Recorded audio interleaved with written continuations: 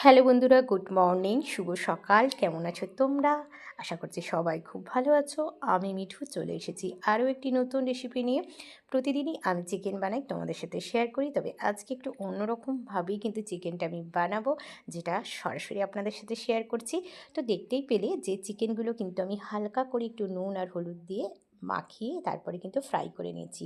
এরপর পরিমাণ মতো পেঁয়াজ, আদা রসুনের পেস্ট, লঙ্কা গুঁড়ো, হলুদ গুঁড়ো, জিরে গুঁড়ো সমস্ত মশলা দিয়েছি। আর এখন যেটা করব, সমস্ত মশলাটাকে কিন্তু খুব ভালো করে কষিয়ে নেব। তো কখনো কখনো চিকেন বানানোর সময় একটু এক্সপেরিমেন্ট করা কিন্তু ভালো। তো রেস্টুরেন্ট স্টাইল আর বিয়েবাড়ির স্টাইলই বলতে পারো।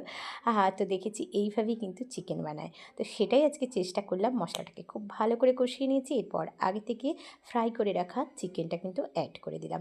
এরপর ফাইনাল লুকটা দেখে নাও। খুব ভালোভাবে কিন্তু এটা সিদ্ধ হয়ে গেছে, যেহেতু আমি এটা ঢাকা চাপা দিয়েছিলাম।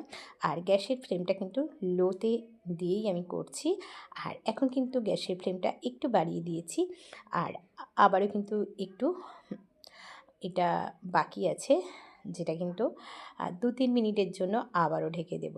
তো এইরকম চিকেন দিয়ে কিন্তু গরম গরম ভাত, রুটি, পরোটা সবটাই কিন্তু জাস্ট জমে যায়, ভীষণ ভালো লাগে।